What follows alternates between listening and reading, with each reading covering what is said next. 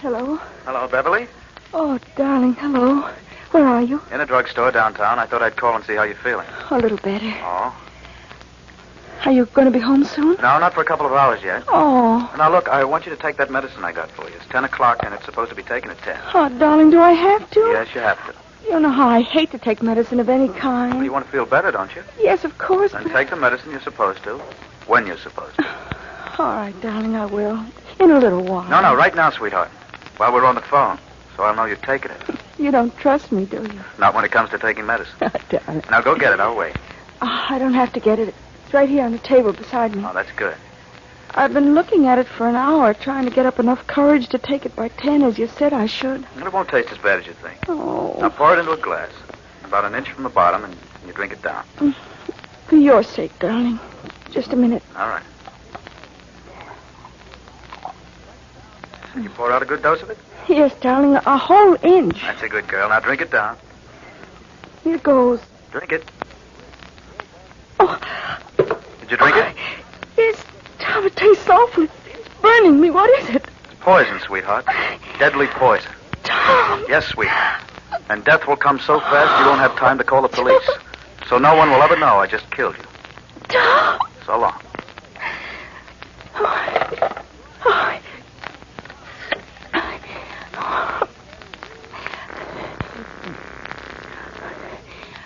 Operator, get me. Get me.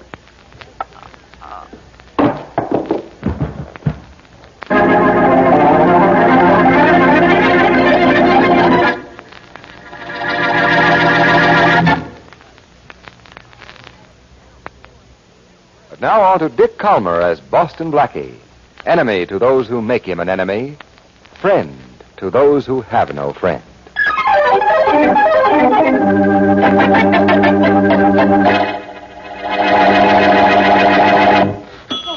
You next, mister? Yes, I'll take a pack of those razor blades and a bowl on the counter here. Very good. They're just 10 cents, huh? That's right. Best razor blade bargain in town. Well, I wouldn't know. Here you are. Thank you. Is this the only drugstore in town without a clock in it? Oh, no, there's the clock on the wall at the back of the store, right over the phone booth you just came out of. An observing kid, aren't you? Indeed I am. 2 minutes after 10, huh? Correct. Is that clock right? Right on the dot. Oh, that's bad. I promised my wife I'd be home at 9:30. Really? Oh, well, there have been a lot of other nights when Beverly wouldn't speak to me.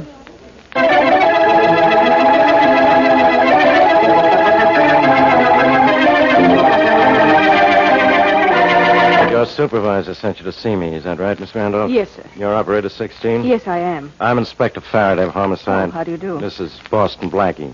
How do you do, Miss Randolph? Mrs. Beverly Robertson was found dead a little while ago, as you know. The phone's still in her hand. I understand you reported an emergency at her number. Yes. I was sure there was something wrong because she seemed in pain, was trying to tell me to get her something. Get her what? Quiet, Blackie. Okay. Get her what, Miss Randolph? Well, she never got that far. All she said was, get me, twice, just like that. Thanks, Miss Randolph. Well, Blackie, that proves it. Proves what? That Mrs. Robertson committed suicide. Oh, and then picked up the phone and tried to call for help. Well, why would she do that? Because after she took the poison, she changed her mind. You think so, do you, Faraday? Mm-hmm. Well, after I've worked on this case a little while, maybe I'll change yours.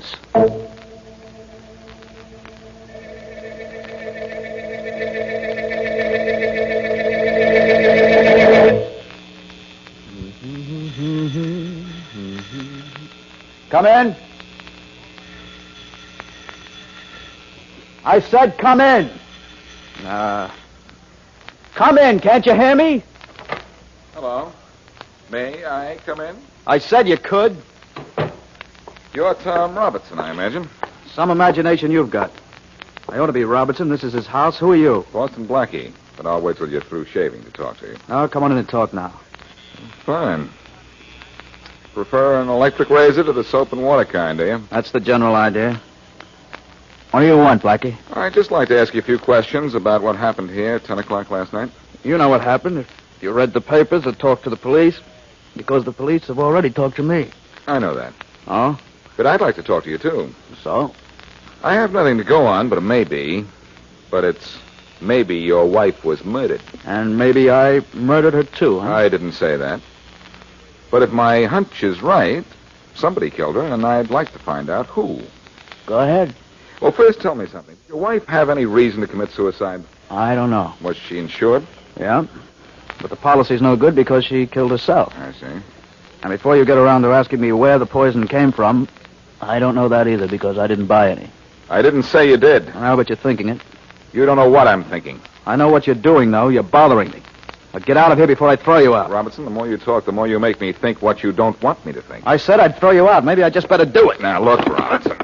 Oh, yeah. For that, you get this. Don't bother to get up off the floor, pal. I can find the door as easily as my fist found your chin.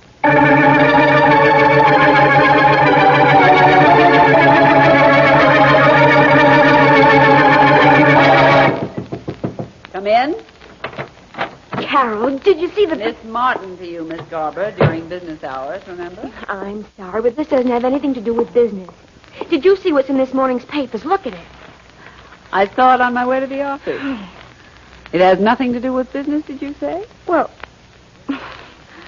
yes, I guess it does at that. It just kept us from going out of business, that's all. But what's amazing is I didn't think he'd do it, Carol. Miss Martin, Miss Garber, this is a business office, remember? Oh, right. But as I started to say, I didn't think he'd do it. He had to do it. It was self-defense. And a guy who'll do anything to save a dime will do more than anything to save his life. Wait a minute. Okay. Martin Merchandise Company, good morning. Miss Martin, please. Speaking. Oh, Miss Martin, this is Robertson. Yeah, hello. Hi. Where are you? I'm in a phone booth. It's all right to talk. Is it? I would have come to the office, only I thought I'd better not so soon after last night. Is there a job for me? Yeah, tonight on Highway 10. Meet us at the junction of Highway 10 and 18A at midnight tonight. All right, I'll be there. Tom, Yes? my deepest sympathies at the loss of your wife. Oh, thanks. Goodbye. Goodbye. What's the joke, Miss Martin? Oh, I really shouldn't laugh, should I, Miss Garber? Mrs. Robertson was a nice kid, I hear. Too bad she had to stop living because she found out what her husband does for his.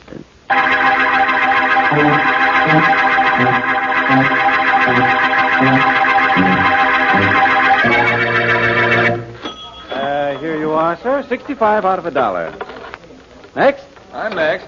And all I want is a little information. Oh, I know about what, too. You're another policeman, aren't you? No, not exactly. I'm Boston Blackie. Hey, no kidding. That's right. Gee. Well, gosh, Blackie, I told the police already everything I know about that guy who was here last night.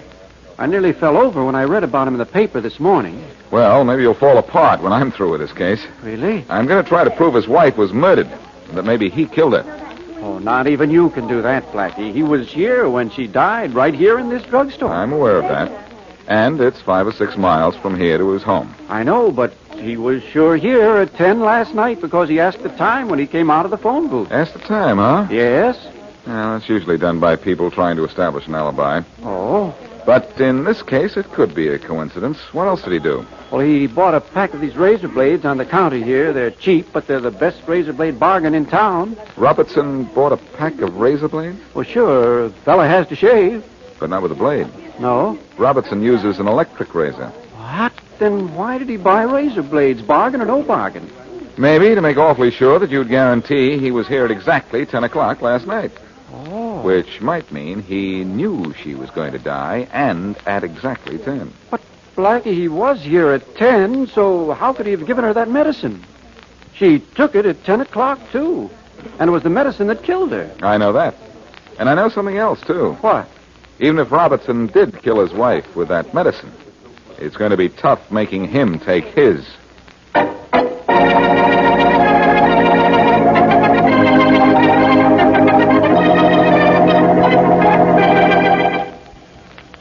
There's a little wind out tonight, Carol. Yeah, Listen to it in those trees. there's a truckload of dry goods out tonight, too. And that's what I'm listening for, Tom. Yeah, I know. Helen, are you ready? The truck should be along any minute now. I'm already made up to look my best. Well, the best a lady in distress should look. You really look as if you've been trying to fix the motor on your car, Helen. Thanks. Do I look the same? Yes, Carol. I'd say you both look as if you worked over that car out there for an hour. If anybody ever saw Carol in her office in town, they'd never know it was the same girl. I don't think I'd recognize you either, Helen. You're very convincing. You both even have grease smudges on your face. Hey, quiet, you two. I think I hear the truck coming down the highway now. Yeah, I hear it, too. Let's go, Helen. Okay. And remember, Tom, you slip back of the truck and you go around to the other side and you slug the driver from behind. Yeah, I know what to do. Carol, what if there's a riot? I know there isn't. I checked. Unless he's picked up a hitchhiker, and he's not supposed to do that. Oh. He's getting close now. Let's go out and wait for help. Good luck, Carol. Helen? Yeah, you too, and don't muff anything. We're out on the road far enough, Helen. Start waving.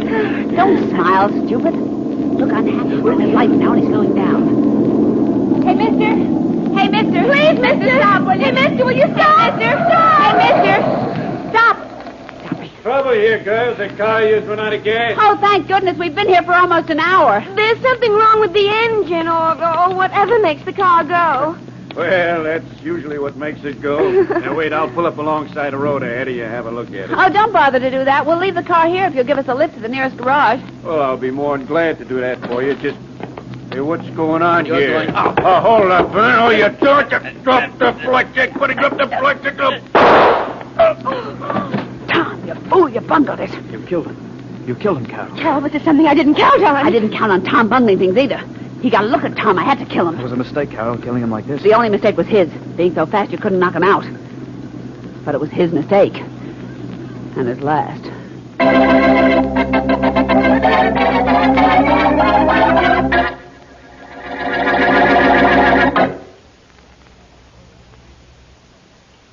And now back to Boston Blackie. While he speaks to her from a drugstore phone booth, Tom Robertson talks his wife into taking some medicine, which is poison. But neither the police nor Boston Blackie can accuse Robertson of murder, for it is firmly established that he was in the drugstore at the exact time of his wife's death. Furthermore, no motive for murder can be found. So, over Blackie's objections, police list the death as suicide. As we return to our... Faraday, I tell you, I'm more convinced than ever that Mrs. Robertson was murdered and probably by her husband. Look, right now this office of mine has trouble enough.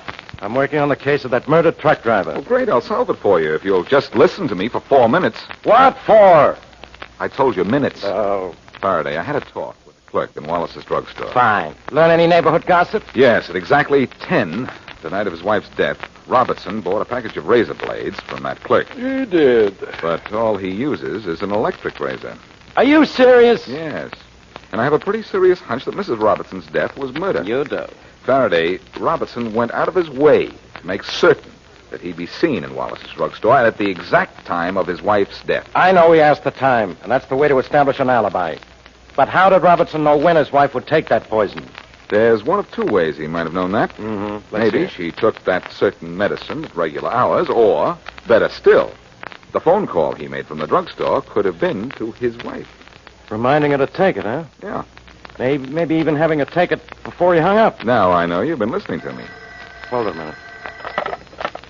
Faraday, homicide. Inspector Farraday, this is Dr. Morrow's secretary. Oh, yeah. Has he been able to trace the poison that killed Mrs. Robertson? Yes, that's what he asked me to call you about. It contained a very rare drug, Inspector, very little of it in town and very hard to get. Well, who bought it recently and where? There's been no record of a sale of it for 6 months, but we did run across something extremely interesting. Yeah? A quantity of it was stolen along with an entire truckload of drugs that disappeared one night a month ago. Hijack, you mean? Yes. Thanks a lot. Goodbye. Goodbye. Blackie, you think you have something? Yes, Faraday. Big ears and sharp ones, too. I heard what the girl said. Then you know what it means, don't you? There's a connection between Mrs. Robertson's death and the hijack mob that killed the driver last night. It sounds that way. Yep. And you agree her death sounds like murder, too, don't you? Yes, I do. But I'm going after those hijackers first. And believe me, it's going to be tough. First murder's first, Inspector. Do it my way. Go after Robertson for killing his wife, and catching those hijackers will be easy.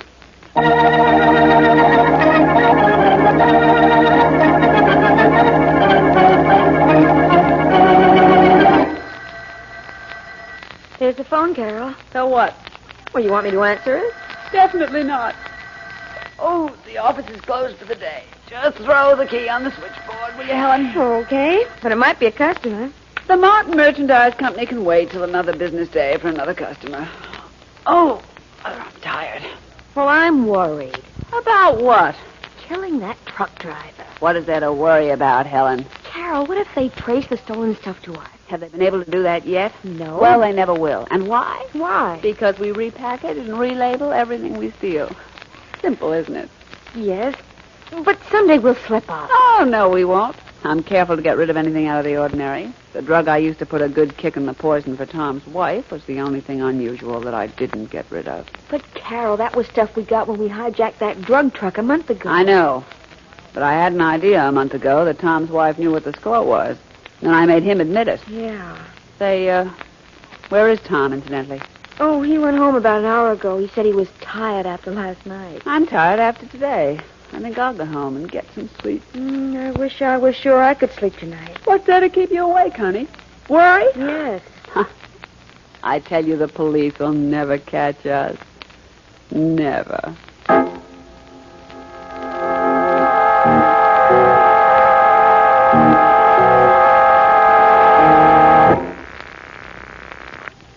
Operator. Operator 16, please. This is Operator 16. Oh, Miss Randolph, or should I say, hello, beautiful. This is Boston Blackie. And this is the telephone company. We don't allow private conversations. Oh, I think the big bad company will allow this one. Yes? Why? Because all I want to know is what time you get off work and what you're doing right after that. Your number, please. Let me have your number at home. No, really? Don't become alarmed, Miss Randolph. It isn't what you're thinking. I'll switch you to another operator. No, you'll do. Seriously, though.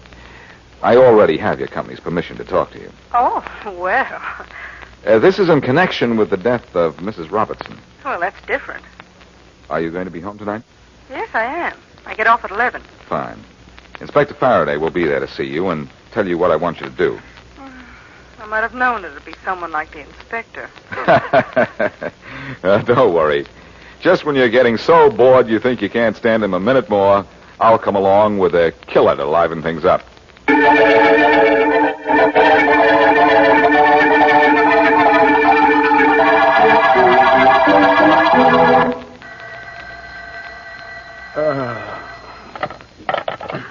Hello? Hello, Mr. Robertson? Yes? Sorry to waken you this time of night, Mr. Robertson. Who's this? You don't know me, sir. I'm a telephone operator, number 16. Yes? Mr. Robertson, are you awake enough to understand what I'm saying? Yes, go ahead.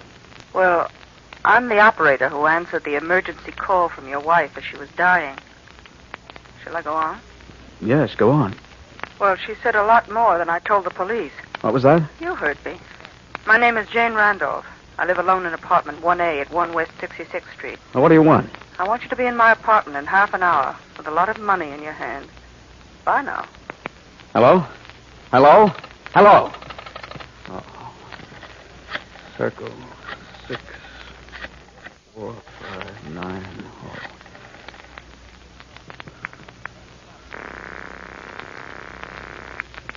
Oh. Hello? Hello, Carol. This is Tom. What's the idea of waking me up at this time of night? Listen, Carol, I just got a phone call from a telephone operator. Yeah? She answered when my wife dialed operator to call the police, I guess, and she knows something. Oh, fine. Carol, what'll I do to shut her up? I'll think of something. Yeah, but what? Come down here right away. By the time you get here, I'll have it fixed so you won't have to worry about her.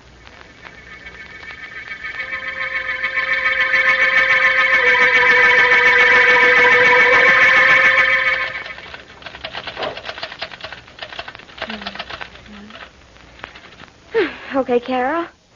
Got that typed out. Read the last sentence back to me, will you, Helen? Okay.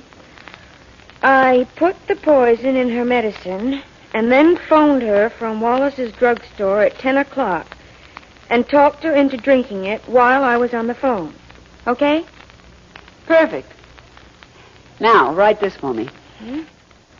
The next night, The next night, I killed that that truck driver truck driver near the junction near the junction of Highway 10 Highway 10 and 18A. and 18A. Next night I killed that truck driver near the junction of Highway 10 and 18A. Okay, anything else? Mm-hmm. Yeah. I had no accomplices. I had no accomplices, Nor anything to do. nor anything to do with, with the wait a minute now. Any of the other hijack jobs. any of the other hijack jobs Except the drug truck. except the drug truck, And that's when I got the poison and that's when I got the poison to kill kill my me. wife. to kill my wife. There. There, now what? Now we get this signed, and our worries about a certain operator are over. Telephone operator? Well, let's just say that what a certain telephone operator knows certainly won't hurt Tom Robertson.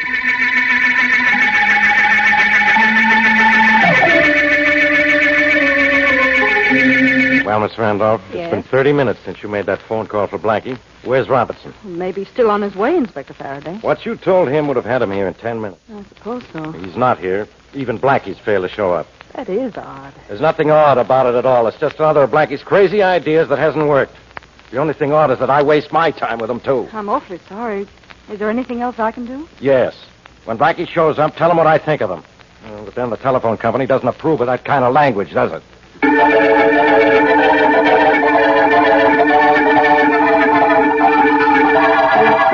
What does this note mean, Carol? It means that I can dictate a pretty good letter. And that I know how to type. Here's a pen. Oh, I'm not going to sign my name to this. It tells how I killed my wife. It says I shot the truck driver. You can read, can't you? But you can't. Well, let's see if you can write. Sign it. No, I won't. I didn't come over here for this. I came to get help from you to keep that telephone operator quiet. Oh, but you did come over here for this. Or would you prefer this? Huh? Oh. I either sign this note or you use that gun of yours on me. Is that it? You know I will, too. Helen, give me that pen. Sure, here. Sign the note. No, I won't do it. I won't. Tom, I'll kill you if you don't, just as quickly and surely as I killed that truck driver. If I do sign it, then what? Well, then you can go into hiding. And if you can stay away from the police, okay. And if you can't, well, that's too bad. But it's better than getting shot tonight, isn't it, Tom? Keep reminding him, Helen. I think he'll sign. Sure.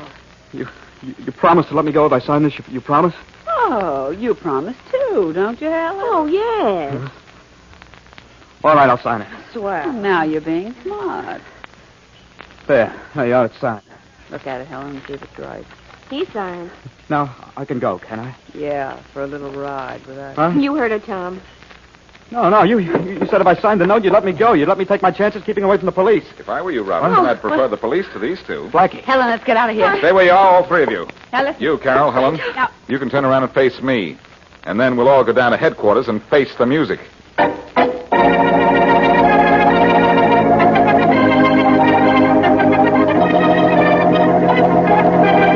Well, Robertson. Yes? You'll be leaving Faraday's office for cell pretty soon, just as Helen and Carol did a few minutes ago.